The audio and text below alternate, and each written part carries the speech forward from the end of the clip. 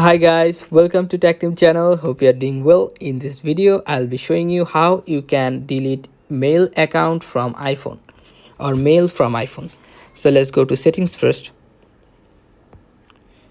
then scroll down till you find this one, mail option.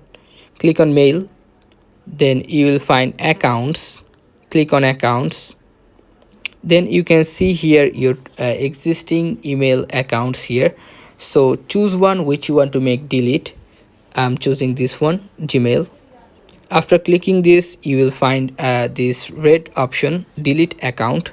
Click on delete account and it will pop up a final window for confirmation. Now if you click on delete from my iPhone, and then it will be delete from your iPhone and you cannot see this mail again in your phone. So guys, this is how you can delete email from iPhone. So guys, if you find this video helpful, then please give a thumbs up and don't forget to subscribe the channel. Thank you so much for watching the video.